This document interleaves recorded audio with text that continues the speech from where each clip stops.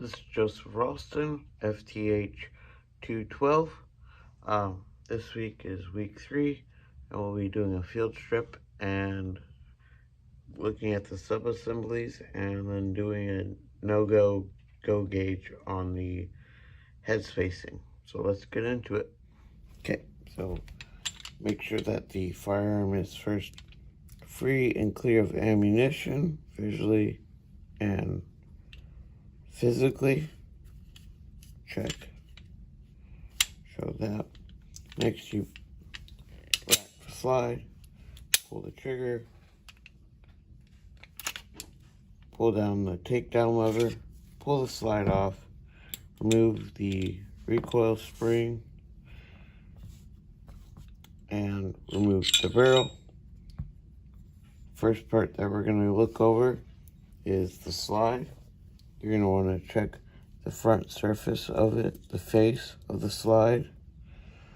Then you're going to check for any worn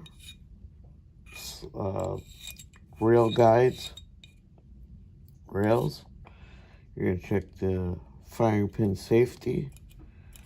You're going to check the surface of the firing pin, which is what engages the sear. Make sure that that works. You want to make sure that the extractor is still sharp and not worn out or broken. Make sure that way it still pulls the casing out of the chamber. Make sure that there's no deformities on this breech face or the firing pin hole, so like no burrs or anything in there.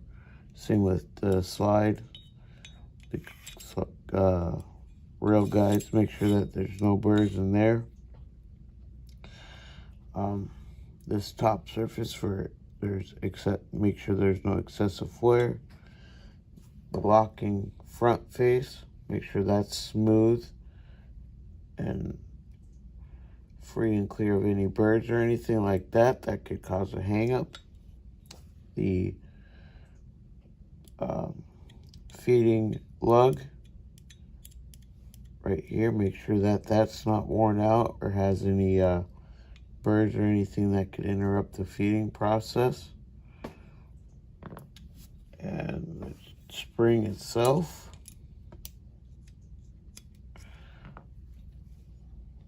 and that's it. The front sight and the rear sight, make sure that there's no damage to those. And now we'll move to the barrel, to the crown and the barrel face. Make sure that there's no burrs or anything in there. That way, because that's the last place that the round is going to go through. You're going to look down the chamber, look at the rifling with a flashlight. Make sure that there's no corrosion or rust pits or anything in there. Your locking lug right there, right in there. Make sure that it's not too worn out or anything like that.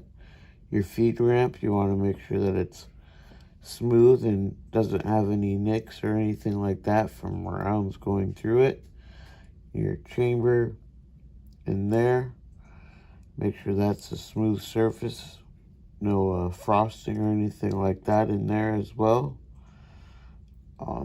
This front locking surface right here, make sure that that's smooth and not damaged to ensure a good locking surface.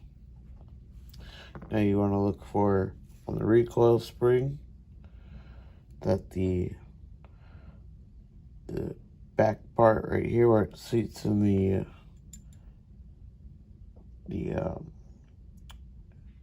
on the barrel is free of any damage or any burrs or anything that would cause it not to seat properly. Make sure that the guide rod itself is free of any burrs or any damage like that. Make sure that the spring on the recoil spring assembly is and has enough tension.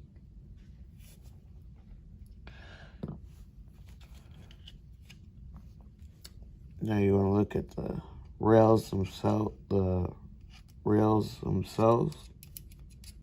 slide rails right here. Make sure that they're free of damage, no burrs, nothing too worn out. The lock block, you want to check to make sure that that's not damaged, any burrs or anything like that on it. The trigger bar, make sure that that's still straight.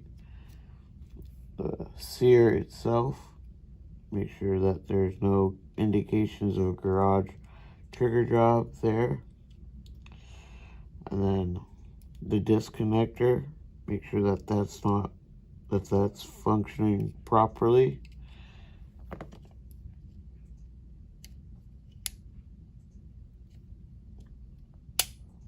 Yep, like that. The extractor, make sure that that's still at the right angle and that it's not worn out. You want the slide locked, make sure that that's still functioning well. You want the magazine release in there to make sure that that's still tensioning and working well. And next, we're going to go to the head spacing measurement. Move that out of the way. What you do is you grab your no-go gauge and your go gauges like this. Place that in the barrel, in the chamber. Place the chamber or the barrel in there. Make sure that you place it behind the extractor so that you don't damage it. And you want to look for on the go gauge that it is locked in the locked position like that, smooth all the way around. It's back here all the way up. And take your no-go gauge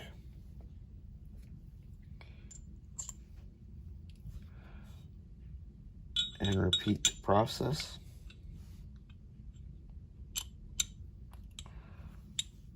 And notice how it's not fully seated.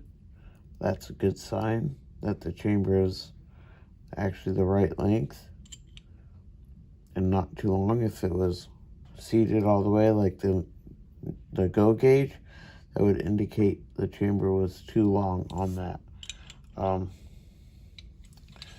For this week, I'm fairly confident I could perform these tasks very easily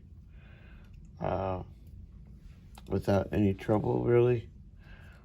Other than that, that's it for this week.